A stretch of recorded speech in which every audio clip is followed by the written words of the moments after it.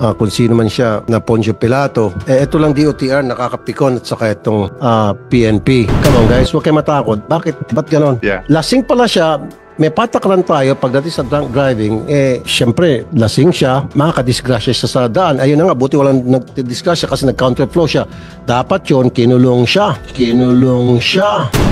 Marami pa rin ang mga abusado sa kapangyarihan at ginagawang negosyo ang dapat sana ay serbisyo. Kamakailan lamang po, isang rider ang namatay sa Dasmariñas City, Cavite. Resulta ng maling pagpapatupad ng batas. Ang mga pang-abuso at maling pagpapatupad ng batas ay nagaganap, Mr. Chair, araw-araw, gabi-gabi sa iba't ibang lugar ng ating bansa. Ang tingin ng mga tao sa Mindanao, pinag-iinitan tuloy sila dahil sa politika. Sana naman po hindi mapasok doon. Dahil Davao pa nangyayari mismo. Katulad po namin sa tricycle, iba-iba kami ng lugar, iba-iba ang local government unit nagpapatakbo. Pero hindi po magkakapareho yung kanilang mga tubos. Iba-iba po tubo. Doon ako na medyo nabulabog. Nakaparada lang yung truck kasi may binababa na gamit, nasa tamang parking, tapos meron isang motor, lasing, binangga niya yung strap, namatay siya. Bakit kailan makulong ng driver? In the first place, hindi naman siya moving. Nakaparada lang siya doon. So, anong stand ng DOJ tungkol dyan, sir? Ang paghuhuli o pagpapara sa isang traffic violator, ano ba yung procedure na dapat sinusunod? Kasi yung mga sumbong nakakarating sa akin, paparahin yung isang motorista, in some cases sabihin, sumunod ka na lang dun sa kanto. Tatanungin, anong violation ko? Basta akin ang lisensya mo.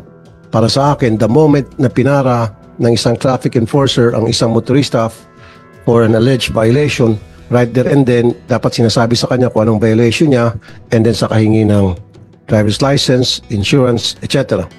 Pero hindi pwede yung parang nag-fishing lamang, basta lamang manghuli, and then habang nag-uusap sila, hinahanapan na ng kung ano nung pwedeng sabing violation.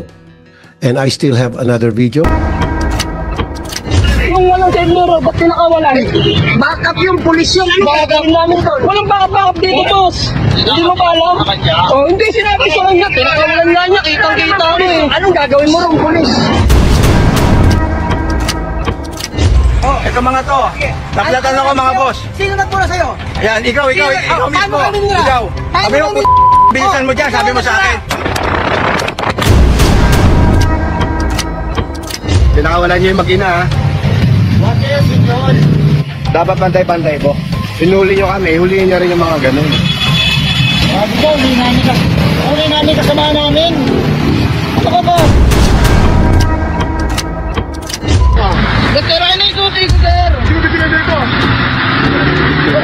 Hindi, sir. Kasi, sir, ako pumilit lang naman ako. Hindi naman ako talaga lulusot eh. Kasapakin kita, maniwala ka sa akin. Diba, sir?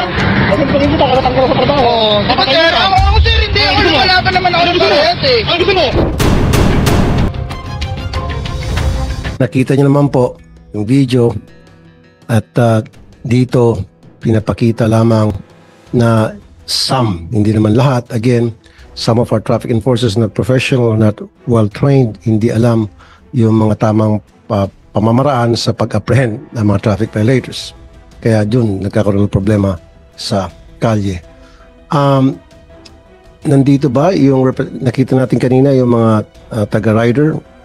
Meron ba tayong from other public transport? Okay, yung sa bus, meron ba tayo muna? Taxi, jeepney, Comsec? Comsec?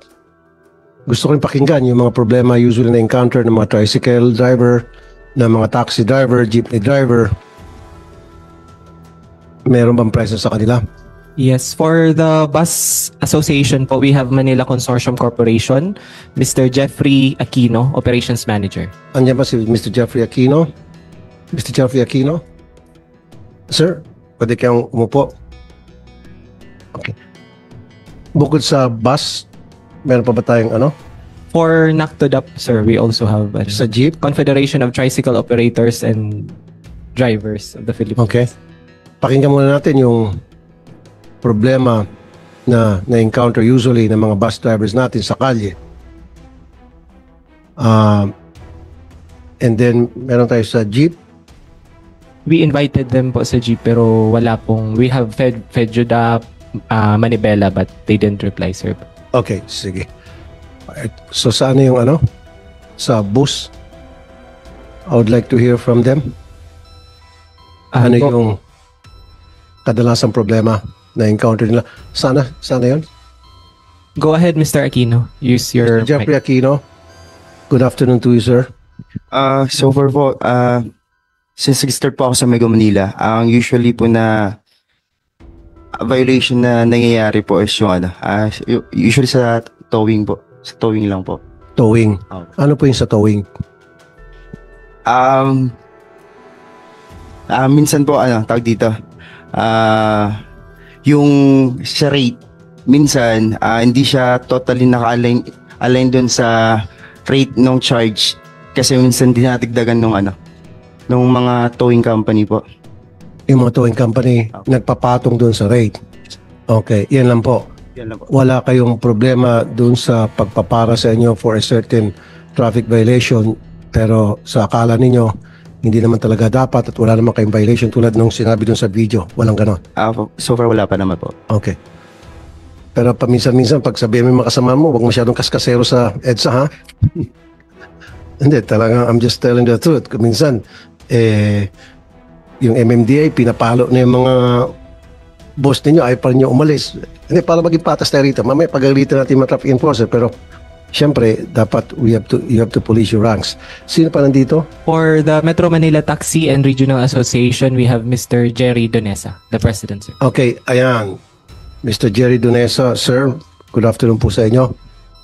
Yes sir, good afternoon po. I'm Mr. General President po ng mga taxi driver. So, based po sa aming na-experience, no, ito dahil ako po yung legit na namasada po ng taxi, unang-una po itong enforcer ng Caloocan sa dulo po ng LRT station sa Monumento Circle. Kahit siguro sa inyo, iba sa inyo dito naka-experience din na kapag gumilid ka na dito sa dulo ng LRT, papasok ng Rizal Avenue, paparahin ka nila. Anong sasabihin sa'yo?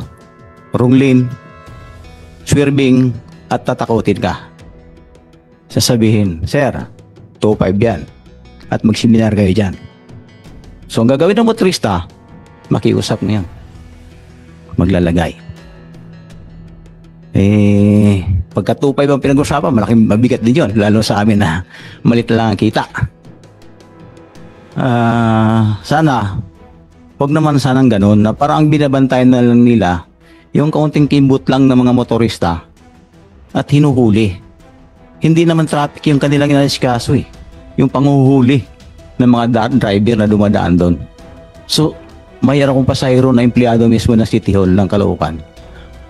Minimum lang yata ang sahod nila pero ang laki ng mga tiyan ng mga enforcer. Saan ang galing? Paano napapalaki yan? At saka isa pa, babagitin ko na rin po yun sa Manila po. Yung mga ibang enforcer dyan, hindi naman lahat. Nagtatago sa isang poste. Konting kimbot mo lang, ayun na, sa gitna, tumatakbo. Kalabay ng huli ng magnanakaw. Sana po ay magiging fair tayo sa lahat ng bagay. Kung enforcer kayo at kayo nagbabantay dyan, lumantad kayo sa motorista, hindi yung nagtatago po kayo sa gilid. Yun po ang aming kahilingan. At saka po, isa pa po, nakiusap po kami sa, nandito po yung MMDA, no? Sa chairman po ng MMDA. Hiling po sana namin na itong mga U-turn slot natin sa EDSA. Sana alisin na po natin yung mga MMDA dyan. Kasi may stoplight na po tayo eh. So ang ginagawa ng MMDA dyan, konting kimbot lang, yan naman hinuhuli na naman nila. Pero hindi yun. Teka pala, Sir Jerry, let me interrupt. So, ayaw mo nagtatago yung mga MMDA, traffic enforcer, dapat lumantad. Pero kapag nakalantad sila dyan sa U-turn, ayaw mo rin. So, saan sila? Hindi naman. Saan sila pupwesto? Hindi naman, sir. Actually, dyan sa EDSA talaga, dapat wala na pong enforcer. Kasi po, may stoplight naman po tayo. Sir, hama lang may enforcer sa EDSA. Hindi lang para magbantay doon sa mga traffic violator, para in case na kailangan ng assistance ng mga motorist, nandiyan yung MMDA. That's important. But anyway, nakuha ko na yung point mo, yung sa Caloocan na konting kemo, totoo yun. I've heard a lot of stories kagaya po sa inyo na na-encounter ng hindi lamang taxi drivers, kundi maski ng mga sa motorista driving a private car. So, totoo po yun, yung kwento ninyo. Pero, kailangan din natin mga traffic enforcer sa mga iba't ibang kalye, sir. Kasi kung alisin natin mga traffic enforcer, di magkakaroon ng chaos. Ibig sabihin, kanya-kanya na silang gawa ng violation yung mga tao. Pero I agree with you, wag magtago. Diba? Para ma-prevent na lang siguro yung pagbabiolate ng isang motorista sa daan. Comsec, sino pang present? For our tricycle operators and drivers, we have Nactodap, Mr. Ariel Lim, and for Pamplona 1 Toda, we have Mr. Rondel Dizon. Okay. So, Yes. umpisa natin, tricycle. Sino yun? Ulit? Si Ariel Lim. Yes, Mr. Ito. Yes, Mr. Chair. Sir Ariel, magandang hapon po sa inyo, sir. Magandang hapon po. Pasensya na po, hindi ako naka-attend sa mga nakaraang hearings. Okay lang po, sir. Mr. Chair, ako po ay nagre-represent dito ng NACTODA, pero dahil sa wala yung ibang kasama ko, ako rin po ang National Chair ng National Public Transport Coalition kung saan pati mga truckers kasama. Hindi po nakapunta rito yung SITAP, HATAW, INTA na mga organisasyong malalaki ng truckers na may problema po dyan sa Arten. At Mr. Chair, magtatanong lang po ako sa inyo dahil kailangan po idaan ko sa inyo. Ano ho ba yung paraan para hulihin? Hindi ho ba, Mr. Chair, pwede bang pakitanong sa LTO o sa ibang ating di ho ba kinakailangan may initial violations bago tayo mampara o manghuli ng anumang uri ng sasakyan? Nasa batas po yan, pero yan po ang problema ng buong Pilipinas, Mr. Chair. Nabanggit ko ngayon kanina, sir. Diba? Buong Pilipinas po, ang tricycle nasa buong Pilipinas. And pangalawang tanong ko, Mr. Chair, pwede masagot po nila, bakit po ang mga enforcer, even LTO, hindi po mga organic, puro JO. Pag nareklamo mo, wawawala na. Ano pong habol ng motorista? Alam po yan ang ating butihing kongresista, si Congressman Bonnie Busita, na talaga pong pinag-uusapan namin palagi yung mga pagkakamali. Katulad ho ng policy, Mr. Chair, marami ako bibigay na posisyon. Yung pong LTO at saka LTFRB, gumagawa ng mga MCs, mga memorandum circulars, pero sila mismo hindi nila ma-interpret ng tama. So, huli ng huli, 200,000. So, lahat ho hinuhuli. May mga instance po na problema ngayon, even in Mindanao, ang tingin ng mga tao sa Mindanao, pinag-iinitan tuloy sila dahil sa politika. Sana naman po hindi mapasok doon. Dahil Davao pa nangyayari mismo. Mr. Chair, nagpunta po ako rito para hilingin lang sa committee na to na dapat po siguro magkasundo ang LTFRB at LTO muna bago sila manghuli. At kung hindi nila matranslate, Mr. Chair, yung kanilang ginawang mga MC, dahil iba po ang kanilang mga pagkakaunawa, hanggang ngayon di nila masagot for more than a year. Mr. Chair, na sumulat kami, wala pong kasagutan. Kaya nga sabi ko, mga kaibigan ko po silang lahat, request ko lang sana po Mr. Chair na sa pamamagitan ninyo at ng Committee ng Transportation sa Kongreso, matapos na ito kasi po hindi po biro.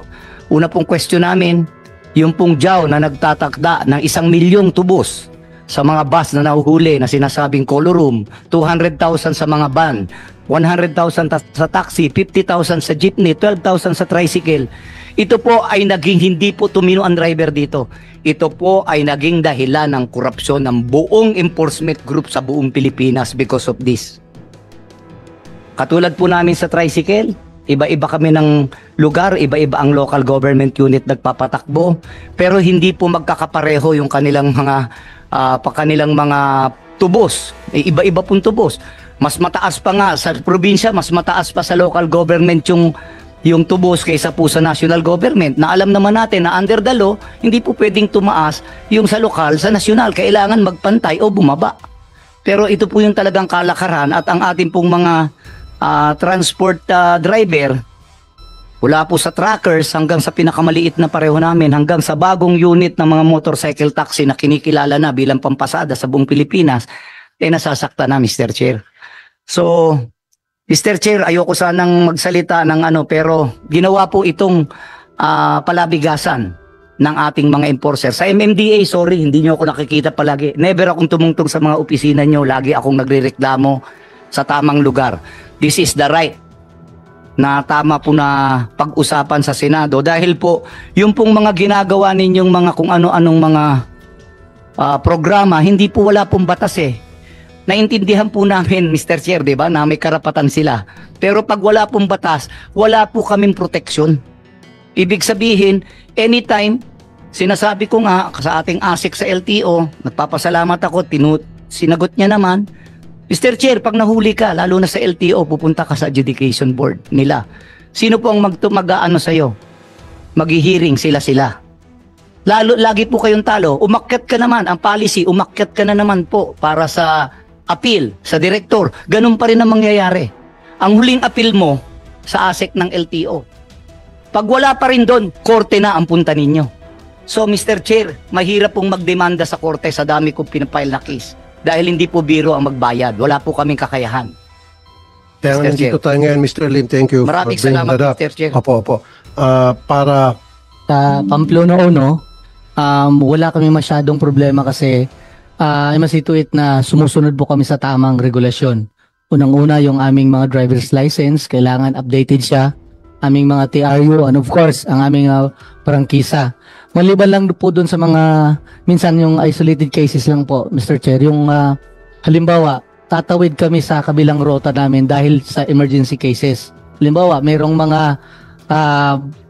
inaatake na kapitbahay, kamag-anak ng tricycle na hindi na siya nag-aantay ng responde, siya na po mismo maghatid sa ospital. Minsan tatawid na po kami, Mr. Chair, sa aming rota. Pero isolated cases naman po, and then nakikiusap naman po kami sa mga traffic na pagbigyan kami kasi hindi naman siya araw-araw namin ginagawa o ano lang siya, yung emergency purposes. So far po, wala po kami masyadong problema po sa amin. Sa ating po lahat, good morning. On behalf of One Rider Party List, Mr. Chair, with Honorable Congressman Rose Gutierrez, nagpapasalamat po ako na maging parte ng Joint Committee Hearing on Public Services, Local Government and Finance for the Senate Bill number 1976, Fair Traffic Apprehension Act, introduced and authored by Honorable Senator Rapi Tulfo. Mr. Chair, since 2006, noong ako po ay nasa active service pa sa PNP at nakatalaga sa PNP Highway Patrol Group, marami na po ang humingi ng tulong sa akin na mga nabibiktima ng pang-abuso at maling pagpapatupad ng batas. Hanggang ngayon po, 18 years na ang nakalipas. Ganun pa rin, Mr. Chair. Marami pa rin ang mga abusado sa kapangyarihan at ginagawang negosyo ang dapat sana ay serbisyo. Kamakailan lamang po, isang rider ang namatay sa Dasmariñas City, Cavite, resulta ng maling pagpapatupad ng batas. Ipinahila ng enforcers ang dump truck na nasiraan at inilipat sa parte ng madilim na kalsada sa tabi ng malaking puno ng kahoy at walang ilaw. Sa kasamang palad po, Mr. Chair, isang rider ang bumangga ang minamanewang motorsiklo sa nasabing truck at namatay. Siningil ng 5,000 sa towing ang may-ari ng truck at pinagmulta siya ng 1,000 pesos bawat oras. Siya po ay nagkaroon ng bayarin sa lokal na pamahalaan ng Dasmariñas City ng kabuang halaga ng 107,000 pesos sa loob lamang ng 5 araw. Sa LTO, Mr. Chair, maraming beses na po nating napatunayan. May mga district officers, enforcers, inspectors, even evaluator. Hindi alam ang batas na kanilang ipinatutupad. Ganon din po, may mga police at mga local enforcers. Marami sa kanila ang hindi alam ang tamang pagpapatupad ng batas. Ang mga pang-abuso at maling pagpapatupad ng batas ay nagaganap, Mr. Chair, araw-araw, gabi-gabi, sa iba't ibang lugar ng ating bansa. Hindi lamang po mga riders at mga drivers na kanilang nabibiktima ang kawawa-awa at napiperwisyo. Nadadamay din po ang pamilya ng mga ito. Nagmumulta sila ng malaking halaga sa maling panghuli. Dagdag pa dito, ang abala at gastos at mga pagliban sa kanilang trabaho, no work, no pay. Maliban po dyan, Mr. Chair, nasisira at patuloy na sinisira ng mga tiwali at mga abusado ang imahe ng kanilang ahensya. Mr. Chair, pinipili po ng mga motorista na nabibiktima ng maling pagpapatupad ng batas at abuso ang magbayad na lamang ng multa o magsuhol dahil mas malaki ang magagastos nila at liban pa sa trabaho. Hindi nababayaran ang danyos at hindi pinapaganagot ang pulis o ang enforcer na nagkasala kapag sila ay nag-contest. Mr. Chair, kung mayroon po tayong batas, katulad po ng ating panukala, Air Traffic Apprehension Act, mapoproteksyonan po nito ang mga kapatid nating motorista laban sa pang-abuso at maling pagpapatupad ng batas. At maiangat din po natin ang imahe ng LTO, PNP, MMDA at ng mga enforcement units ng mga lokal na pamahalaan. Mr. Chair, bilang principal author po ng House Bill number 3366 sa Kongreso para sa Air Traffic Apprehension Act, nagpapasalamat po ako na dito sa Senado ay nabigyan ng atensyon at priority ang Senate Bill number 1976, Fair Traffic Apprehension Act, authored by Honorable Senator Raffy Tulfo. Sa ngayon po, Mr. Chair, ang substitute bill for House Bill number 3366, Fair Traffic Apprehension Act, matapos ang ilang mga hearings sa Committee on Transportation, ito po ay kasalukuyang nasa Committee on Appropriation ng House of Representatives para sa kanilang comments and recommendations, particular sa provision for compensation, bago po ihain sa plenary para sa second and third readings. Muli, Mr. Chair, maraming salamat po on behalf of Panrider Party List at ng mga kababayan nating motorista. Maraming salamat, Congressman Bonifacio Busita. Meron akong nasagap pala sa news lately. 2 weeks ago, andito yung MMDA, no? Merong nahuli na counterflow sa EDSA busway. Ang nangyari, sa halip na tikitan, itong nag-counterflow na sakay sa isang SUV, iniskortan papuntang BGC sa kanyang kondo ng isang MMDA traffic enforcer. Meron ba tayong taga-MMDA dito? Anyari po, bakit po sa halip na nag-counterflow, tikitan, ang ginawa, iniskortan papunta pong kondo niya. Sino ba yung Poncio Pilato sa SUV at sobrang super VIP treatment, hinatid pa? Naging escort patuloy kayo po, yung traffic enforcer. Yes, Mr. Chair. Good morning. I'm Attorney Victor Nunez of the Traffic Enforcement Group of MMDA. Totoo po yun ng madaling araw ng July 28. May dumaan na private SUV sa bus lane counterflow from Guadalupe going to, I think, Buendia. It was monitored by the MMDA Command Center. Nagpapunta po ang MMDA Metro Base ng enforcer. Actually, 3 MMDA traffic enforcers. So, dun po sa command center ng MMDA, kompleto po doon may PNP. Sir, I would like to acknowledge the presence of Senator Mark Villar. Proceed, sir. Yes po. So, the 3 enforcers were dispatched from our command center. Naabutan po yung SUV at pinaatras ng mga MMDA. Actually po, yung bus carousel, alam naman natin, it is within the exclusive jurisdiction of the OTR. Sir, pwedeng paki-shortcut. Yes po. Sino po yung sakay ng SUV at bakit po siya iniskortan pa pauwi ng kanyang kondo? Yes po. Ang Bakit siya nag-escort binigyan ng super VIP ang treatment? nag-escort po sa kanya hindi po MMDA. Sino po? From SAIC, DOTR. Ang nag-escort po sa kanya 2 Coast Guard Aha. and 1 personnel of SAIC under DOTR. MMDA were there to issue ticket citations because ang dapat po talagang naninikit sa exclusive bus carousel violation ay DOTR ang SAIC. It just so happened that wala hong panikit yung team leader noon. That's why ang MMDA po ang nag-issue ng ticket. So, a ticket was issued. A ticket was issued for illegal counterflow and ano pa ba? The reckless driving. Okay. Although may dumating din pong police because medyo maraming dumating na mga from different agencies enforcers. So the MMD enforcer Kaya even pala, sir, okay. Yes. Sino po yon yung sa SUV? si alam po ng DOTR.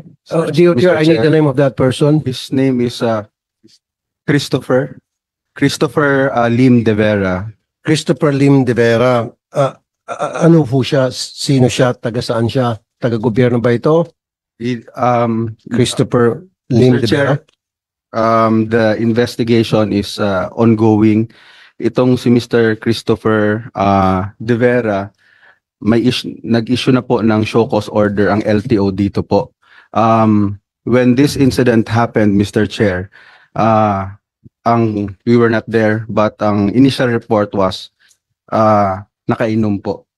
So, lasing. Opo, Mr. So Chair. kung lasing siya, dapat inaresto siya. Dapat inimpound yung kanyang sakyan. Bakit iniskortan pa siya po ng bahay? Naging baby pa tuloy siya ng DOTR. Unfortunately, Mr. Chair, when the PNP was there, we were left with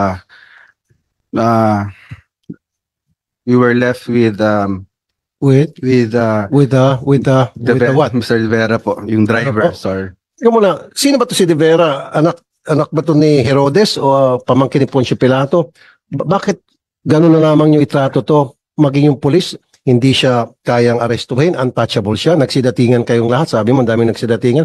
Mabuti pa palang MMDA, nag-issue ng ticket. And I commend you, MMDA, for doing the right thing. Na issuean siya ng ticket regardless kung sino man siya doon, kung sino man siya na Poncio Pilato. Ito lang DOTR, nakakapikon at saka itong PNP. Come on guys, huwag kayo matakot. Bakit? Ba't ganon? Yeah. Lasing pala siya, may patakaran tayo pagdating sa drunk driving, syempre, lasing siya, makakadisgrasya siya sa daan. Ayun na nga, buti walang nagdisgrasya kasi nag-counterflow siya. Dapat yun, kinulong siya. At inimpound yung kanyang sakyan. Ang nangyari, iniskordan pa siya pauwi ng kanyang condominium sa BGC. Sa magkanong kadahilanan? Sa magkanong kadahilanan?